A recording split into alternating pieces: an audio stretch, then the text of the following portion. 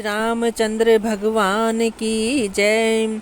दूध, शरबत, ठंडाई, जल आदि से भरकर सोने के कलश तथा जिनका वर्णन नहीं हो सकता, ऐसे अमृत के समान भांति भांति के सब पकवानों से भरे हुए परात, थाल आदि अनेक प्रकार के सुंदर बर्तन, उत्तम फल तथा और भी अनेकों सुंदर वस्तुएं राजा ने हर्षित होकर भेंट के लिए भेजी।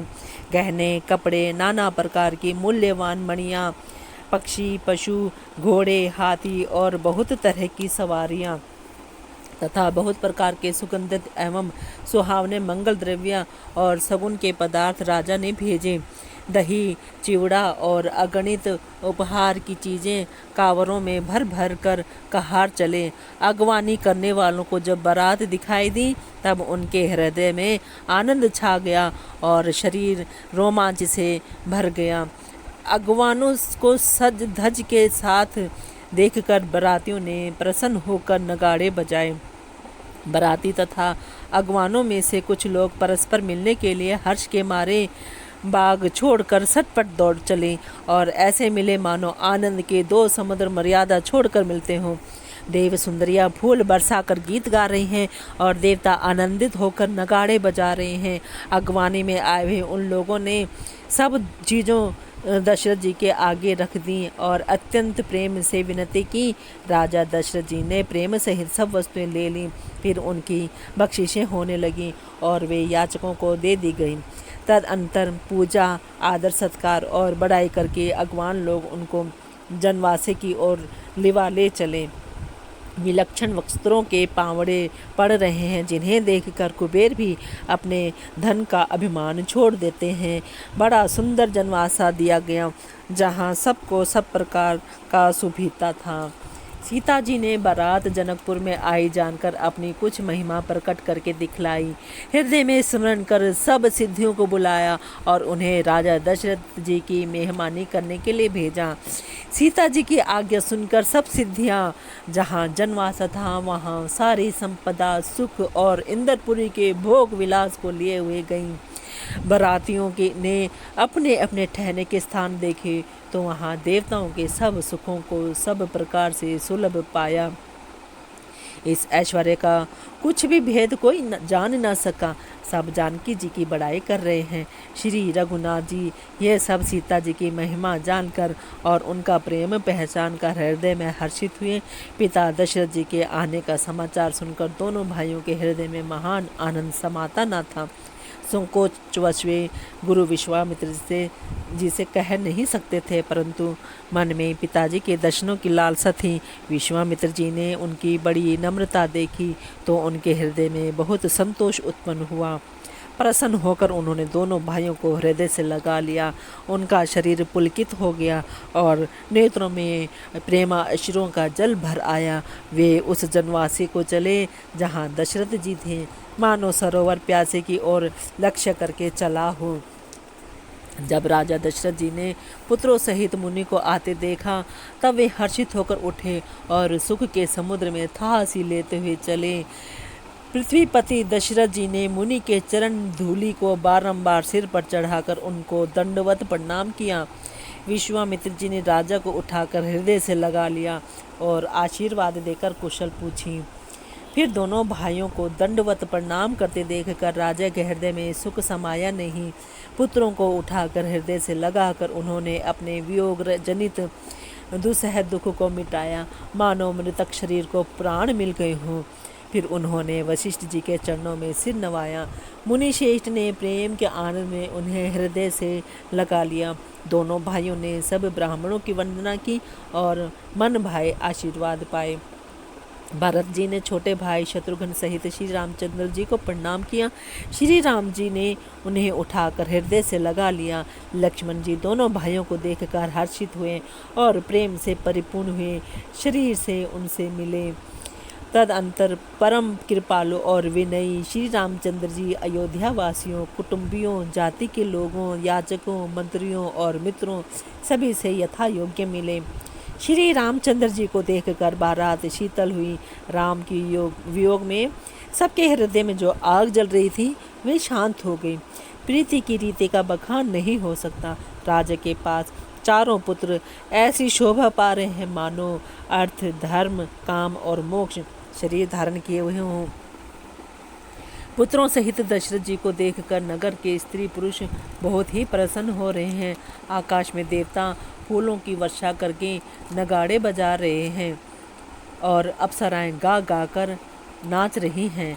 अगवानी में आए हुए शतानंद जी, अन्य ब्राह्मण, मंत्री गण, मागध, सूत, विद्वान और भाटों ने बारात सहित राजा दशरथ जी का आदर सत्कार किया।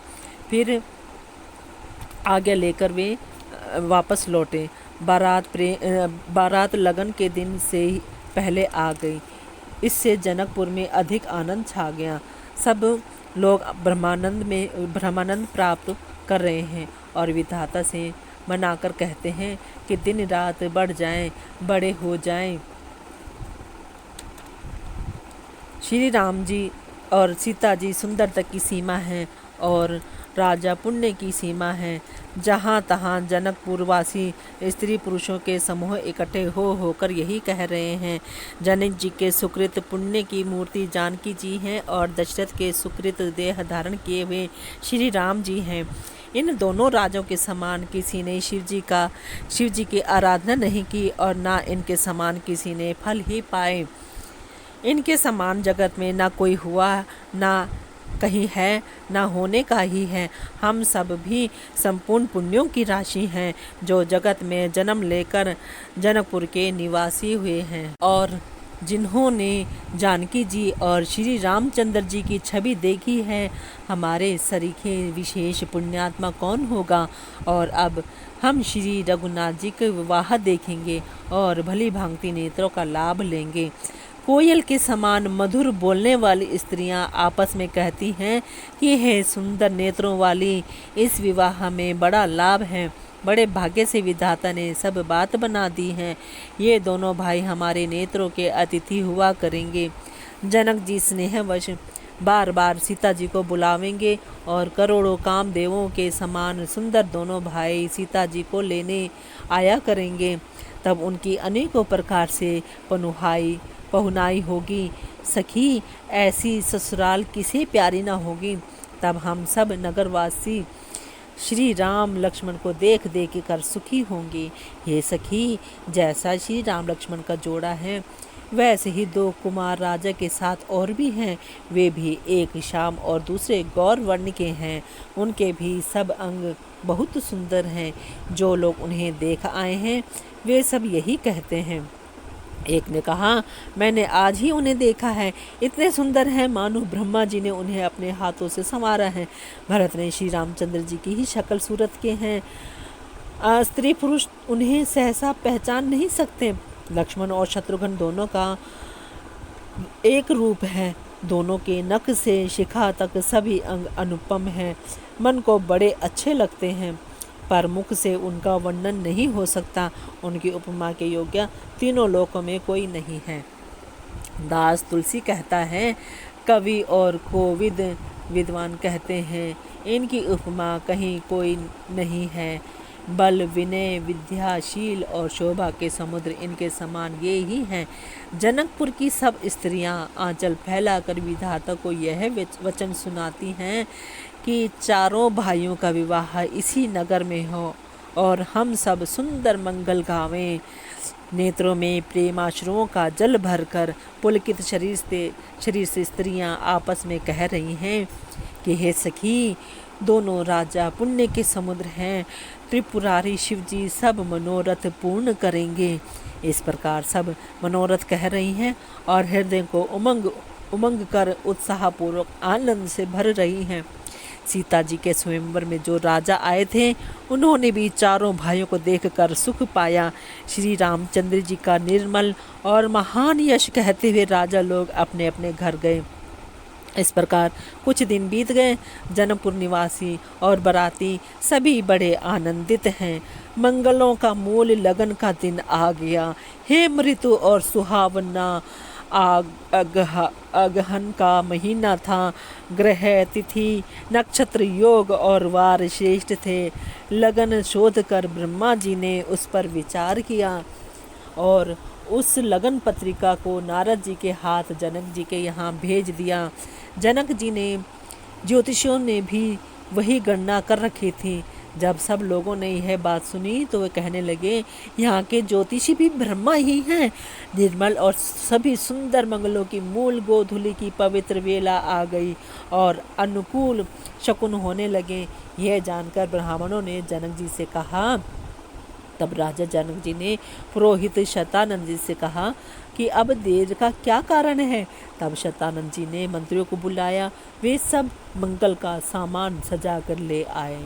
शंख, नगाड़े, ढोल और बहुत से बाजे बजने लगे तथा मंगल कलश और शुभ शकुन की वस्तुएं, दधी, दूर्वा आदि सजाई गईं। सुंदर सुहागिन स्त्रियां गीत गा रही हैं और पवित्र ब्राह्मण वेद की ध्वनि कर रहे हैं। सब लोग इस प्रकार आदर पूर्वक बारात को लेने चले और जहाँ बारातियों का जनवासा था वहाँ गए।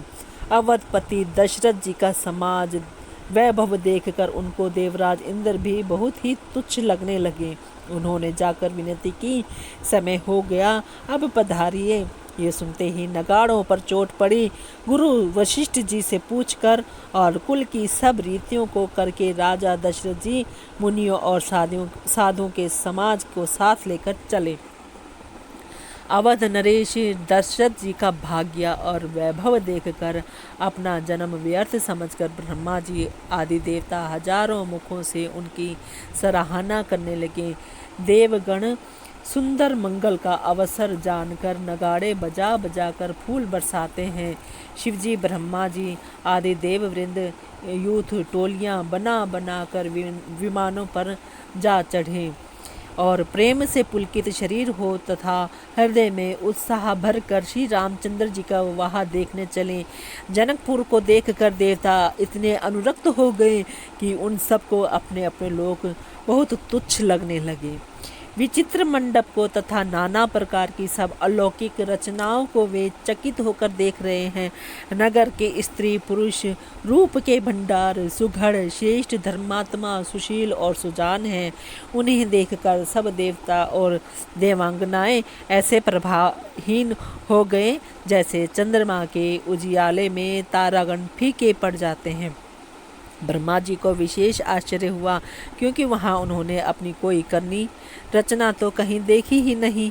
तब शिवजी ने सब देवताओं को समझाया कि तुम लोग आश्चर्य में मत भूलो, हृदय में धीरज धर कर विचार तो करो कि यह भगवान की महिमामयी निज शक्ति श्री सीता जी का और अखिल ब्रह्मांडों के परम ईश्वर साक्षात भगवान श्री रामचंद्र जी का विवाह है, जिनका नाम लेते ही जगत में सारे अमंगलों की जड़ कट जाती है और चारों पदार्थ अर्थ धर्म काम मोक्ष मुट्ठी में आ जाते हैं। ये वही जगत के माता पिता श्री राम सीता जी हैं। काम के शत्रु शिव जी ने ऐसा कहा।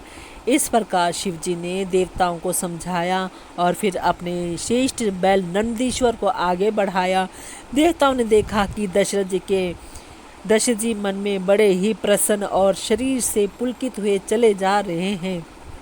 उनके साथ परम हर्ष युक्त साधुओं और ब्राह्मणों की मंडली ऐसी शोभा दे रही है मानो समस्त सुख शरीर धारण करके उनकी सेवा कर रहे हों। चारों सुंदर पुत्र साथ में ऐसे सुशोभित हैं मानो संपूर्ण मोक्ष सालोक्य सामीप्य सारूप्य सायुज्य शरीर धारण किए हुए हों। मरकत मणि और सुवर्ण के रंग की सुंदर जोड़ियों को देखकर देवताओं को कम प्रीति नहीं हुई, अर्थात बहुत ही प्रीति हुई। फिर श्री रामचंद्र जी को देखकर वे हृदय में अत्यंत हर्षित हुए और राज्य की सराहना करके उन्होंने फूल बरसाए। नख से शिखा तक श्री रामचंद्र जी के सुंदर रूप को बार बार देखते हुए पार्वती जी सहित श्री शिव जी का शरीर पुलकित हो गया और उनके नेत्र प्रेमाश्रुओं के जल से भर गए। राम जी का मोर के कंठ की सी कांति वाला हरिताभ श्याम शरीर है। बिजली का अत्यंत निरादर करने वाले प्रकाश में सुंदर पीत रंग के वस्त्र हैं। सब मंगल रूप और सब प्रकार से सुंदर भांति भांति के विवाह के आभूषण शरीर पर सजाए हुए हैं। उनका सुंदर मुख शरद पूर्णिमा के निर्मल चंद्रमा के समान और मनोहर नेत्र नवीन कमल को लजाने वाले हैं। सारी सुंदरता अलौकिक है, माया की बनी नहीं है, दिव्य सच्चिदानंदमयी है, वह कहीं नहीं जा सकती, मन ही मन बहुत प्रिय लगती हैं। साथ में मनोहर भाई शोभित हैं जो चंचल घोड़ों को नचाते हुए चले जा रहे हैं। राजकुमार श्रेष्ठ घोड़ों को उनकी चाल को दिखला रहे हैं और वंश की प्रशंसा करने वाले मागध भाट वृद्धावली सुना रहे हैं। जिस घोड़े पर श्री राम जी विराजमान हैं उसकी तेज चाल देखकर गरुड़ भी लजा जाते हैं, उसका वर्णन नहीं हो सकता। वह सब प्रकार से सुंदर हैं, मानो कामदेव ने ही घोड़े का वेश धारण कर लिया हो। मानो श्री रामचंद्र जी के लिए कामदेव घोड़े का वेश बनाकर अत्यंत शोभित हो रहा है। वे अपनी अवस्था, बल, रूप, गुण और चाल से समस्त लोगों को मोहित कर रहा है। सुंदर मोती, मणि और माणिक्य लगी हुई जड़ाओं जीन ज्योति से जगमगा रहा है। उसकी सुंदर घुंघरू लगी ललित लगाम को देखकर देवता, मनुष्य और मुनि सभी ठगे जाते हैं। प्रभु की इच्छा में अपने मन को लीन किए चलता हुआ वह घोड़ा बड़ी शोभा पा रहा है, मानो तारागण तथा बिजली से अलंकृत मेघ सुंदर मोर को नचा रहा हो। जिस श्रेष्ठ घोड़े पर श्री रामचंद्र जी सवार हैं उसका वर्णन सरस्वती जी भी नहीं कर सकती। शंकर जी श्री रामचंद्र जी के रूप में ऐसे अनुरक्त हुए कि उन्हें अपने 15 नेत्र इस समय बहुत ही प्यारे लगने लगे। भगवान विष्णु ने जो सब प्रेम सहित श्री राम को देखा तब वे रमणीयता की मूर्ति श्री लक्ष्मण जी के प्रति श्री लक्ष्मी जी सहित मोहित हो गए।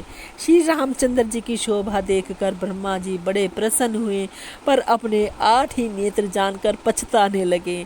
देवताओं के सेनापति स्वामी कार्तिक के हृदय में बड़ा उत्साह है, क्योंकि वे ब्रह्मा जी से 1.5 अर्थात 12 नेत्रों से राम दर्शन का सुंदर लाभ उठा रहे हैं। सुजान इंद्र अपने हजारों नेत्रों से श्री रामचंद्र जी को देख रहे हैं और गौतम जी के शाप को अपने लिए परम हितकर मान रहे हैं। सभी देवता देवराज इंद्र से ईर्ष्या कर रहे हैं और कह रहे हैं कि आज इंद्र के समान भाग्यवान दूसरा कोई नहीं है। श्री रामचंद्र जी को देखकर देवगण प्रसन्न है और दोनों राजाओं के समाज में विशेष हर्ष छा रहा है। दोनों ओर से राज समाज में अत्यंत हर्ष है और बड़े जोर से नगाड़े बज रहे हैं। देवता प्रसन्न होकर और रघुकुल मणि श्री राम जी की जय हो, जय हो, जय हो कहकर फूल बरसा रहे हैं। इस प्रकार बारात को आती हुई जानकर बहुत प्रकार के बाजे बजने लगे और रानी सुहागिन स्त्रियों को बुलाकर परछन के लिए मंगल द्रव्य सजाने लगी।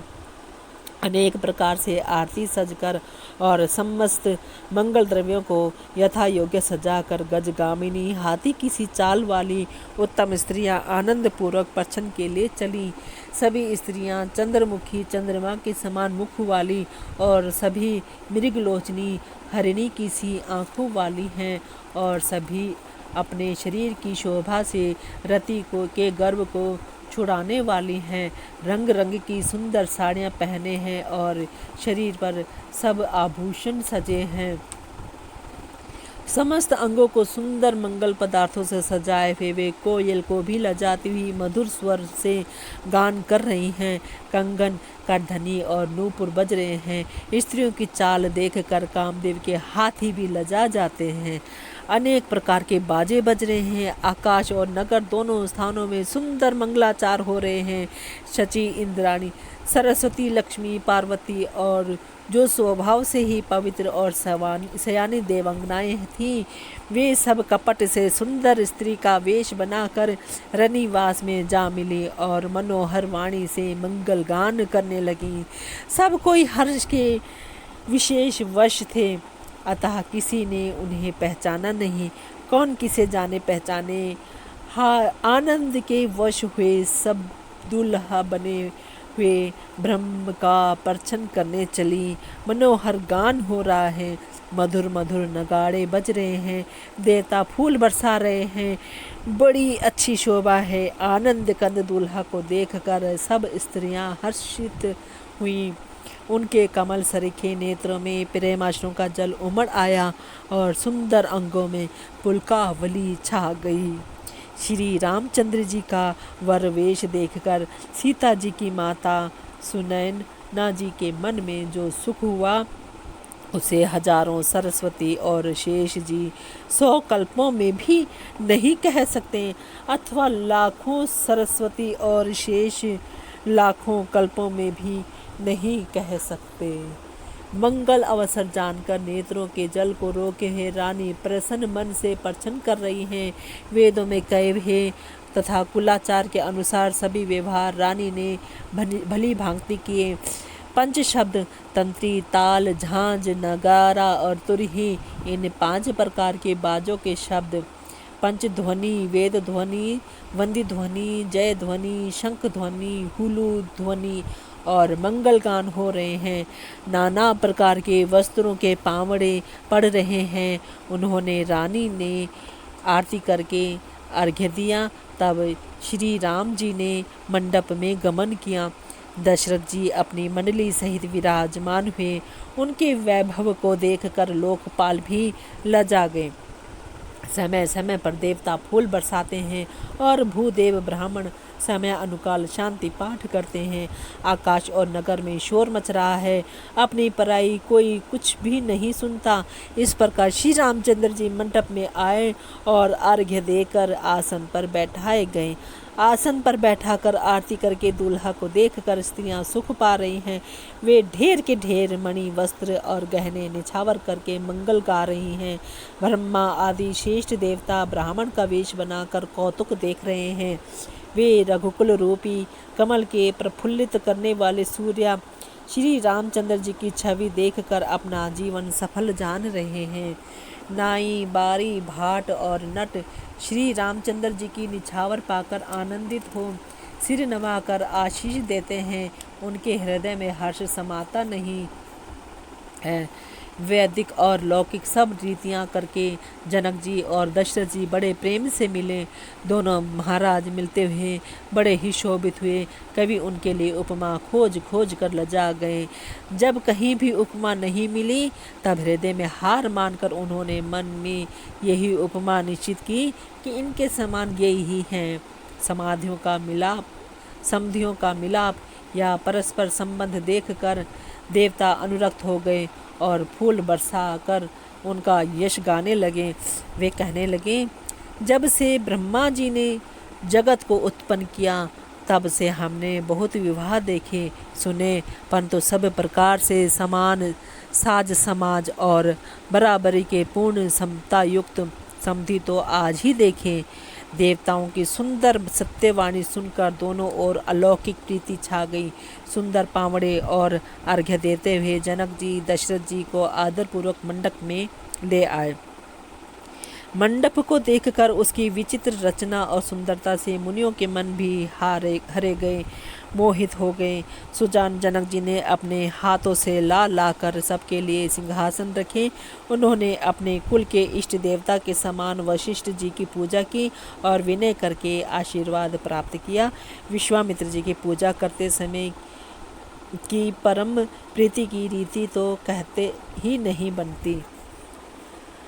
राजा ने वामदेव और ऋषियों की प्रसन्न मन से पूजा की, सभी को दिव्य आसन दिए और सबसे आशीर्वाद प्राप्त किया। फिर उन्होंने कौशलाधीश राजा दशरथ की पूजा की। उन्हें ईश महादेव जी के समान जानकर कि कोई दूसरा भाव न था। तदंतर उनके संबंध से अपने भाग्य और वैभव के विस्तार की सराहना करके हाथ जोड़कर विनती और बड़ाई की। राजा जनक जी ने सब बारातियों का समधी दशरथ जी के समानी सब प्रकार से आदर पूर्वक पूजन किया और सब किसी को उचित आसन दिए। मैं एक मुख से उस उत्साह का क्या वर्णन करूं। राजा जनक ने दान, मान, सम्मान, विनय और उत्तम वाणी से सारी बारात का सम्मान किया। ब्रह्मा, विष्णु, शिव, दिक्पाल और सूर्य जो श्री रघुनाथ जी का प्रभाव जानते हैं वे कपट से ब्राह्मणों का सुंदर वेश बनाए बहुत ही सुख पाते हुए सब लीला देख रहे थे। जनक जी ने उनको देवताओं के समान जानकर उनका पूजन किया और बिना पहचाने भी उन्हें सुंदर आसन दिए। कौन किसको जाने पहचाने, सबको अपनी ही सुध भूली हुई है। आनंद कंद दूल्हा को देखकर दोनों ओर आनंदमयी स्थिति हो रही है। सुजान सर्वत्र सर्वज्ञ श्री रामचंद्र जी ने देवताओं को पहचान लिया और उनकी मानसिक पूजा करके उन्हें मानसिक आसन दिए।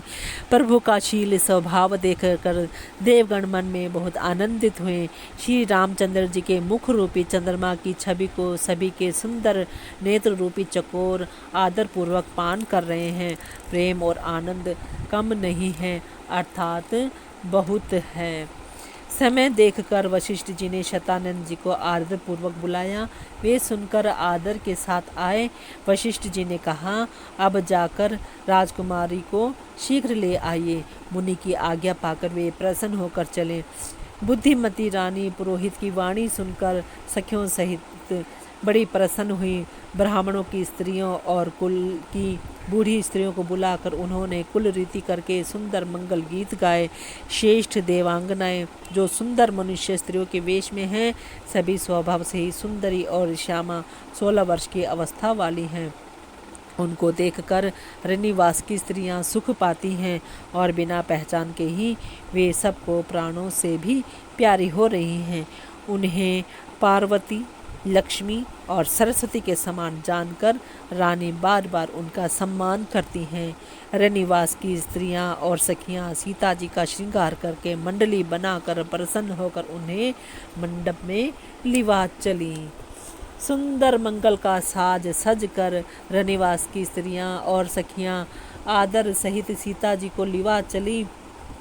सभी सुंदरियां 16 श्रृंगार किए हुए मत वाले हाथियों की चाल से चलने वाली हैं। उनके मनोहर गान को सुनकर मुनि ध्यान छोड़ देते हैं और कामदेव की कोयले भी लजा जाती हैं। पाजेब, पैंजनी और सुंदर कंकण ताल की गति पर बड़े सुंदर बज रहे हैं। सहज ही सुंदरी सीता जी स्त्रियों के समूह में इस प्रकार शोभा पा रही हैं, मानो छवि रूपी ललनाओं के समूह के बीच साक्षात परम मनोहर शोभा रूपी स्त्री सुशोभित हो। सीता जी की सुंदरता का वर्णन नहीं हो सकता, क्योंकि बुद्धि बहुत छोटी है और मनोहरता बहुत बड़ी है। रूप की राशि और सब प्रकार से पवित्र सीता जी को बारातियों ने आते देखा। सभी ने उन्हें मन ही मन प्रणाम किया। श्री रामचंद्र जी को देखकर तो सभी पूर्ण काम कृत्य हो गए। राजा दशरथ जी पुत्रों सहित हर्षित हुए। उनके हृदय में जितना आनंद था वह कहा नहीं जा सकता। देवता प्रणाम करके फूल बरसा रहे हैं। मंगलों की मूल मुनियों के आशीर्वादों की ध्वनि हो रही है। गानों और नगाड़ों के शब्द से बड़ा शोर मच रहा है। सभी नर नारी प्रेम और आनंद में मग्न हैं। इस प्रकार सीता जी मंडप में आई। मुनिराज बहुत ही आनंदित होकर शांति पाठ पढ़ रहे हैं। उस अवसर की सब रीति व्यवहार और कुलाचार दोनों कुल गुरुओं ने किए। कुलाचार करके गुरुजी प्रसन्न होकर गौरी जी, गणेश जी और ब्राह्मणों की पूजा करा रहे हैं, अथवा ब्राह्मणों के द्वारा गौरी और गणेश जी की पूजा करवा रहे हैं। देवता प्रकट होकर पूजा ग्रहण करते हैं, आशीर्वाद देते हैं और अत्यंत सुख पा रहे हैं। मधुपर्क आदि जिस किसी भी मांगलिक पदार्थ की मुनि जिस समय भी मन में चाह मात्र करते हैं, सेवक गण उसी समय सोने की परातों में और कलशों में भरकर उन पदार्थों को लिए तैयार रहते हैं। स्वयं सूर्य देव प्रेम सहित अपने कुल की सभी रीतियां बता देते हैं और वे सब आदर पूर्वक की जा रही हैं। इस प्रकार देवताओं की पूजा करा के मुनियों ने सीता जी को सुंदर सिंहासन दिया। श्री सीता जी और श्री राम जी का आपस में एक दूसरे को देखना तथा उनका परस्पर का प्रेम किसी को लख नहीं पड़ रहा है। जो बात श्रेष्ठ मन, बुद्धि और वाणी से भी परे है, उसे कवि क्यों कर प्रकट करे। हवन के समय अग्निदेव शरीर धारण करके बड़े ही सुख से आहुति ग्रहण करते हैं और सारे वेद ब्राह्मण का वेश धरकर विवाह की विधियां बताए देते हैं। जनक जी की जग विख्यात पटरानी और सीता जी का माता का बखान तो हो ही कैसे सकता है। सुयश, सुकृत, पुण्य, सुख और सुंदरता सबको बट्टा रुकर विधाता ने उन्हें संवार कर तैयार किया है। समय जानकर श्रेष्ठ मुनियों ने उनको बुलवाया। यह सुनते ही सुहागिन स्त्रियां उन्हें आदरपूर्वक ले आईं।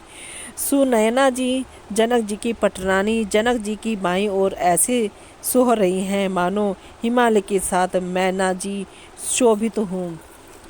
पवित्र सुगंधित और मंगल जल से भरे सोने के कलश और मणियों की सुंदर परातें राजा और रानी ने आनंदित होकर अपने हाथों से लाकर श्री रामचंद्र जी के आगे रखी। मुनि मंगलवाणी से वेद पढ़ रहे हैं। सुअवसर जानकर आकाश से फूलों की झड़ी लग गई है। दूल्हा को देखकर राजा रानी प्रेम मग्न हो गए और उनके पवित्र चरणों को पखारने लगे। वे श्री राम जी के चरण कमलों को पखारने लगे। प्रेम से उनके शरीर में पुलकावली छा रही है। आकाश और नगर में होने वाली गान, नगाड़े और जय जयकार की ध्वनि मानो चारों दिशाओं में उमड़ चली। जो चरण कमल कामदेव के शत्रु श्री शिव जी के हृदय रूपी सरोवर में सदा ही विराजते हैं, जिनका एक बार भी स्मरण करने से मन में निर्मलता आ जाती है और कलयुग के सारे पाप भाग जाते हैं, जिनका स्पर्श पाकर गौतम मुनि की स्त्री अहिल्या ने जो पापमयी थी परम गति पाई, जिन चरण कमलों का मकरंद रस गंगा जी शिवजी के मस्तक पर विराजमान है, जिसको देवता पवित्रता की सीमा बताते हैं। मुनि और योगी जन अपने मन को भंवरा बनाकर जिन चरण कमलों का सेवन करके मनोवांछित गति प्राप्त करते हैं, उन्हीं चरणों को भागी के पात्र बड़भागी जनक जी धो रहे हैं। यह देखकर सब जय जयकार कर रहे हैं। दोनों कुलों के गुरुवर और कन्या की हथेलियों को मिलाकर शाखोच्चार करने लगे। पाणी ग्रहण हुआ देखकर ब्रह्मादि देवता, मनुष्य और मुनि आनंद में भर गए। सुख के मूल दूल्हा को देखकर राजा रानी का शरीर पुलकित हो गया और हृदय आनंद से उमंग उठा। राजाओं के अलंकार स्वरूप महाराज जनक जी ने लोक और वेद की रीति को करके कन्यादान किया। जैसे हिमवान ने शिव जी को पार्वती जी और सागर ने भगवान विष्णु को लक्ष्मी जी दी थी, वैसे ही जनक जी ने श्री रामचंद्र जी को सीता जी अर्पित की, जिससे विश्व में सुंदर नवीन कीर्ति छा गई। विदेह जनक जी कैसे विनती करें। उस सांवली मूर्ति ने तो उन्हें सचमुच देह की शुद्ध बुद्ध से रहित ही कर दिया। विधि पूर्वक हवन करके गठजोड़ी की गई और भांवरे होने लगे। जय ध्वनि, वंदी ध्वनि, वेद ध्वनि और मंगल गान और नगाड़ों की ध्वनि सुनकर चतुर देवगण हर्षित हो रहे हैं और कल्प वृक्ष के फूलों को बरसा रहे हैं। वर और कन्या सुंदर भंवरे दे रहे हैं। सब लोग आदरपूर्वक उन्हें देखकर नेत्रों का परम लाभ ले रहे हैं। मनोहर जोड़ी का वर्णन नहीं हो सकता। जो कुछ उपमा कहूँ वही थोड़ी होगी। श्री राम जी और श्री सीता जी की सुंदर परछाई मणियों के खंभों में जगमगा रही हैं। मानो कामदेव और रति बहुत से रूप धारण करके श्री राम जी के अनुपम विवाह को देख रहे हैं। उन्हें कामदेव और रति को दर्शन की लालसा और संकोच दोनों ही कम नहीं हैं, अर्थात बहुत हैं। इसलिए वे मानो बार बार प्रकट होते हैं और छिपते हैं। सब देखने वाले आनंद मग्न हो गए और जनक जी की भांति सभी अपनी सुध भूल गए। मुनियों ने आदरपूर्वक भांवरे फिराई और नेग सहित सब रीतियों को पूरा किया। श्री रामचंद्र जी सीता जी के सिर में सिंदूर दे रहे हैं। यह शोभा किसी प्रकार भी कही नहीं जाती। मानो कमल को लाल पराग से अच्छी तरह भरकर अमृत के लोभ से सांप चंद्रमा को भूषित कर रहा है। यहाँ श्री राम के हाथ को कमल की, सिंदूर को पराग की, श्री राम को की शाम भुजा को सांप की और सीता जी के मुख को चंद्रमा की उपमा दी गई है। फिर वशिष्ठ जी ने आज्ञा दी। तब दूल्हा और दुल्हन एक आसन पर बैठे। श्री राम जी और जानकी जी श्रेष्ठ आसन पर बैठे। उन्हें देखकर दशरथ जी मन में बहुत आनंदित हुए। अपने सुकृत रूपी कल्प वृक्ष में नए फल आए देखकर उनका शरीर बार बार पुलकित हो रहा है। 14 भुवनों में उत्साह भर गया। सब ने कहा कि श्री रामचंद्र जी का विवाह हो गया। जीव एक है और यह मंगल महान है, फिर भला वह वर्णन किस प्रकार समाप्त किया जा सकता है। तब वशिष्ठ जी की आज्ञा पाकर जनक जी ने विवाह का सामान सजाकर मांडवी जी, श्रुति कीर्ति जी और उर्मिला जी, इन तीनों राजकुमारों को बुला लिया। कुशध्वज की बड़ी कन्या मांडवी जी को जो गुणशील, सुख और शोभा की रूप ही थी, राजा जनक जी ने प्रेम पूर्वक सब रीतियां करके भरत जी को ब्याह दिया। जानकी जी की छोटी बहन उर्मिला जी को सब सुंदरियों में शिरोमणि जानकर उस कन्या को सब प्रकार से सम्मान करके लक्ष्मण जी को ब्याह दिया, और जिनका नाम श्रुति कीर्ति है और जो सुंदर नेत्रों वाली, सुंदर मुख वाली, सब गुणों की खान और रूप तथा शील में उजागर है, उनको राजा ने शत्रुघ्न को ब्याह दिया। दूल्हा और दुल्हने परस्पर अपने अपने अनुरूप जोड़ी को देखकर सकुचाते हुए हृदय में हर्षित हो रहे हैं। सब लोग प्रसन्न होकर उनकी सुंदरता की सराहना करते हैं और देवगण फूल बरसा रहे हैं। सब सुंदरी दुल्हने सुंदर दूल्हों के साथ एक साथ ही मंडप में ऐसी शोभा पा रहे हैं मानो जीव के हृदय में चारों अवस्थाएं, जागृत, स्वप्न, सुषुप्ति और तुरिया, अपने चारों स्वामियों विश्व, तेजस, प्राज्ञा और ब्रह्म सहित विराजमान हों। सब पुत्रों को बहुओं सहित देखकर अवध नरेश दशरथ जी ऐसे आनंदित हैं मानो वे राजाओं के शिरोमणि क्रियाओं, यज्ञ क्रिया, श्रद्धा क्रिया, योग क्रिया और ज्ञान क्रिया सहित चारों फल अर्थात धर्म, काम और मोक्ष पा गए हों। श्री रामचंद्र जी के विवाह की जैसी विधि वर्णन की गई, उसी रीति से सब राजकुमार विवाहे गए। दहेज की अधिकता कुछ कही नहीं जाती। सारा मंडप सोने और मणियों से भर गया। बहुत से कंबल, वस्त्र और भांति भांति के विचित्र रेशमी कपड़े जो थोड़ी कीमत के न थे अर्थात बहुमूल्य थे, तथा हाथी, रथ, घोड़े, दास दासियां और गहनों से सजी हुई कामधेनु सरीखी गायें आदि अनेकों वस्तुएं हैं जिनकी गिनती कैसे की जाए, उनका वर्णन नहीं किया जा सकता। जिन्होंने देखा है वही जानते हैं। उन्हें देखकर लोकपाल भी सिहा गए। अवधराज दशरथ जी ने सुख मानकर प्रसन्न चित्त से सब कुछ ग्रहण किया। उन्होंने वह दहेज का सामान याचकों को जो जिसे अच्छा लगा दे दिया। जो बच रहा वह जनवासे में चला गया। तब जनक जी हाथ जोड़कर सारी बारात का सम्मान करते हुए कोमल वाणी से बोले, आदर, दान, विनय और बड़ाई के द्वारा सारी बारात का सम्मान कर राजा जनक ने महान आनंद के साथ प्रेम पूर्वक लाड़ करके मुनियों के समूह की पूजा एवं वंदना की। सिर नवाकर देवताओं को मनाकर राजा हाथ जोड़कर सबसे कहने लगे कि देवता और साधु तो भाव ही चाहते हैं, वे प्रेम से ही प्रसन्न हो जाते हैं। उन पूर्ण काम महानुभावों को कोई कुछ देकर कैसे संतुष्ट कर सकता है? क्या एक अंजलि जल देने से कहीं समुद्र संतुष्ट हो सकता है? फिर जनक जी भाई सहित हाथ जोड़कर कौशलाधीश दशरथ जी से स्नेहशील और सुंदर प्रेम में सान कर मनोहर वचन बोले, हे राजन, आपके साथ संबंध हो जाने से अब हम सब प्रकार से बड़े हो गए। इस राजपाट सहित हम दोनों को आप बिना दाम के लिए हुए सेवक ही समझिएगा। इन लड़कियों को टहलनी मानकर नई नई दया करके पालन कीजिएगा। मैंने बड़ी ठिठाई की कि आपको यहाँ बुला भेजा, अपराध क्षमा कीजिएगा। फिर सूर्यकुल के भूषण दशरथ जी ने समधी जनक जी को संपूर्ण सम्मान का निधि कर दिया। इतना सम्मान किया कि वे सम्मान के भंडार ही हो गए। उनकी परस्पर की विनय कही नहीं जाती। दोनों के हृदय प्रेम से परिपूर्ण हैं। देवतागण फूल बरसा रहे हैं। राजा जनवासे को चले। नगाड़े की ध्वनि, जय ध्वनि और वेद की ध्वनि हो रही है।